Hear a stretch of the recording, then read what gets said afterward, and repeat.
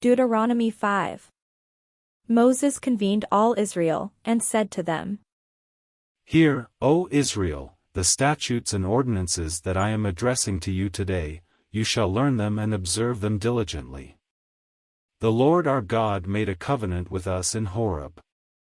Not with our ancestors did the Lord make this covenant, but with us, who are all of us here alive today. The Lord spoke with you face to face at the mountain, out of the fire. At that time I was standing between the Lord and you to declare to you the words of the Lord, for you were afraid because of the fire and did not go up the mountain. And he said, I am the Lord your God, who brought you out of the land of Egypt, out of the house of slavery. You shall have no other gods before me. You shall not make for yourself an idol, whether in the form of anything that is in heaven above, or that is on the earth beneath, or that is in the water under the earth. You shall not bow down to them or worship them, for I the Lord your God am a jealous God, punishing children for the iniquity of parents, to the third and the fourth generation of those who reject me, but showing steadfast love to the 1,000th generation of those who love me and keep my commandments. You shall not make wrongful use of the name of the Lord your God, for the Lord will not acquit anyone who misuses his name. Observe the Sabbath day and keep it holy, as the Lord your God commanded you. 6 days you shall labor and do all your work.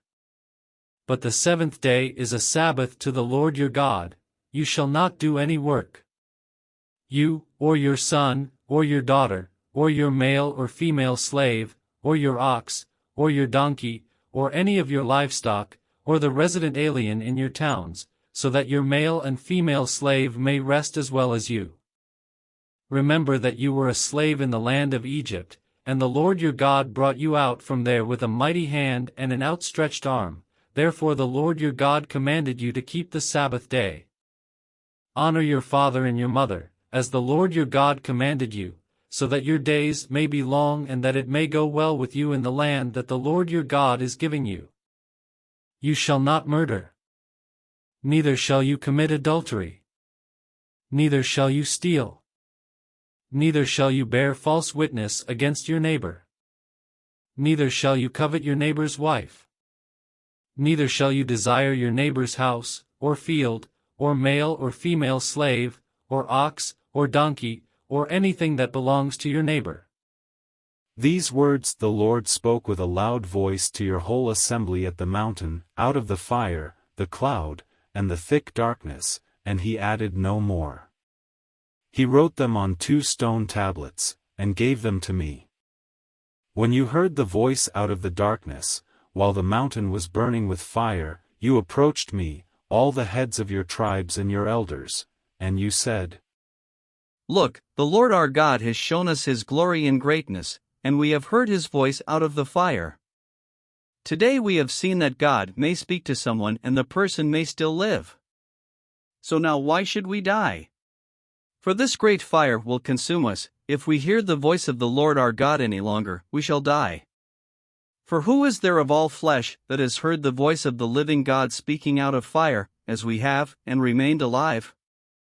Go near, you, yourself, and hear all that the Lord our God will say. Then tell us everything that the Lord our God tells you, and we will listen and do it.